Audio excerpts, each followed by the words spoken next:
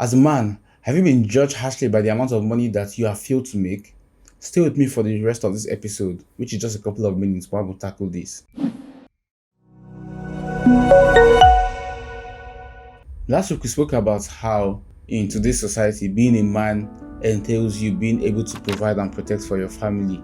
And what enables you to be able to provide, protect, and lead your family, of course, one of the major things is money, right? Society expects this of you so much that your everyday interaction in life, is tied to the identity of money. If I make it in life, I'm successful. If I don't make money in life, I'm a failure. And so your identity is now fundamentally tied down to money. Now, if you're able to get this money, you become really the envy of everyone. You become a proud and arrogant prick. But if you're unable to make this money, you become a sore, depressed loser. But the essence of this episode is to show you that there is more to you than the amount of money that you make. The amount of money that you make, and the next episode we'll be talking about how you can make a lot of that for yourself and for your family. But this episode is really focused on showing you that as a man, there is more to you than meets the eye. There's more to you than the amount of money that you have in your bank account. Now, how do you know that you've allowed money to define you for so long? Well, one way you'd know is that when you have a lot of money, how do you feel? When you don't have a lot of money, how do you feel? Now, I'm not talking about the general feeling of I need money, I feel stuck. Of course, money gives you a feeling of freedom and allowance and liberty, right? I'm talking about you fundamentally. Do you feel like you've lost all confidence? You feel like you are nobody? Do you feel like you are useless when you don't have money? A man can be surrounded by a beautiful wife, by good children, by great friends, by great family support system, and he still thinks that his life has no meaning, right? Even though he is winning on every other end except for the financial end. Now, if you're the kind of person that feels like your life makes no sense, you are nothing, you are nobody, when you have no money, it could very mean that you have defined yourself by money. I heard a story about a man who lost 80 million naira back during the stock crash in 2008, and he had a heart attack and died. Which shouldn't be so. Why? Because if there is more to that man than money, right?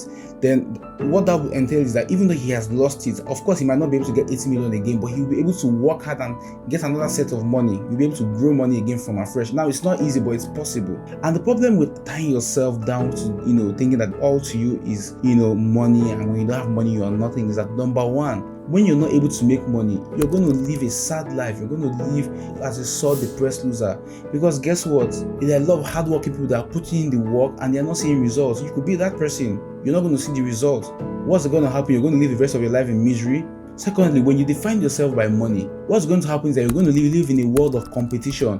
When the moment you see somebody that is doing better than you, you're always going to feel very intimidated. And the truth of the matter is that because money is just paper, right? It's just a mindset, right? In people's perception of its value.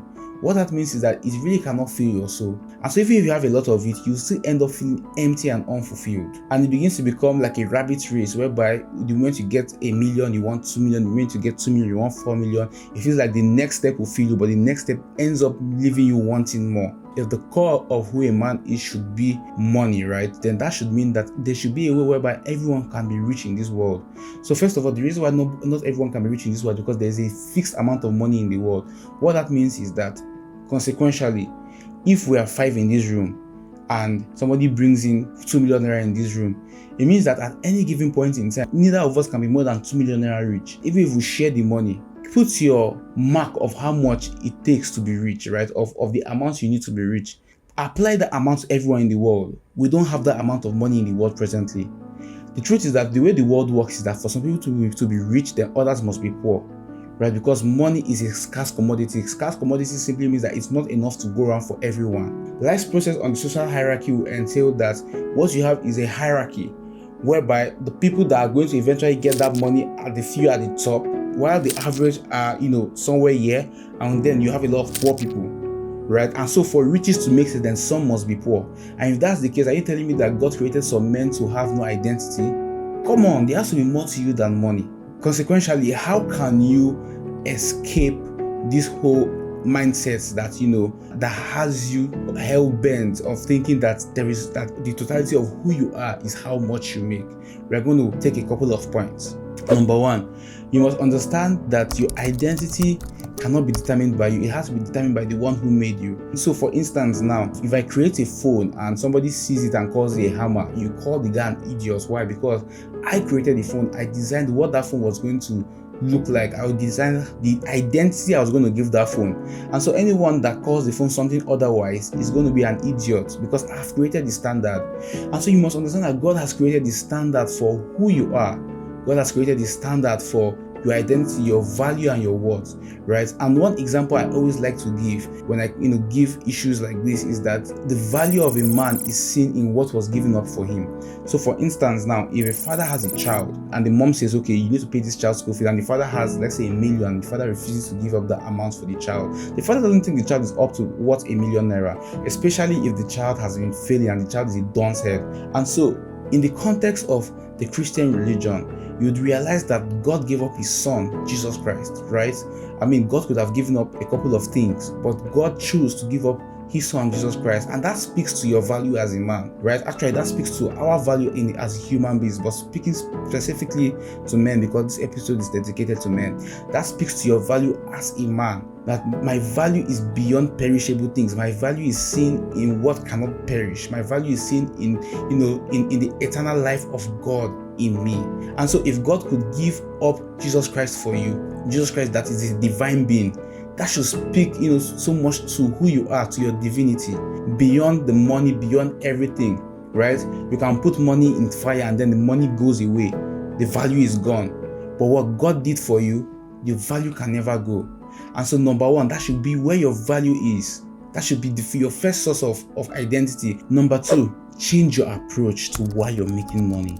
Are you making money to show the world that you're worth something? No.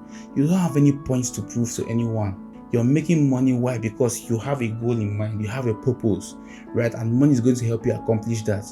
You have a purpose to please God and do some work for his kingdom, do some work for humanity, help people, right? You have some work to ensure that your family never goes hungry. Your wife, your kids never go hungry. They're happy. You're not trying to make money to show off that, yes, I did it. No. You're trying to make money to ensure that you live the world better than you met it.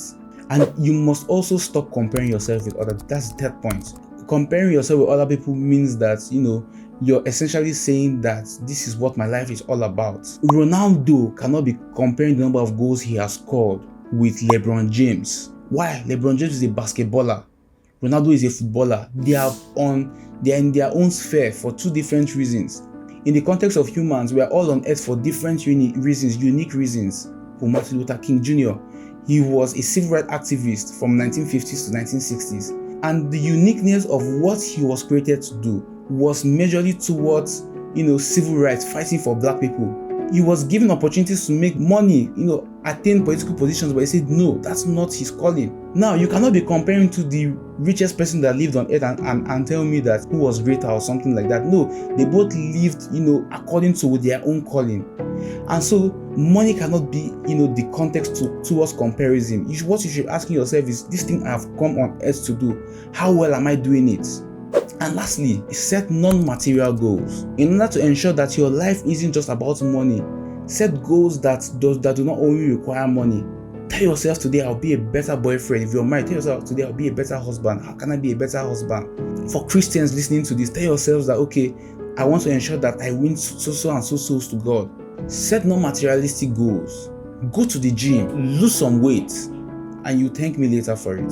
Alright, so these are some of the tips that will help you to not define yourself by money, to understand that there's more to you than being a man than money. Right, next episode we'll be talking about ensuring that you still make a lot of money, because you must make money as a man, but you will not live by money. Right, hope you get the difference. Thank you. See you next week.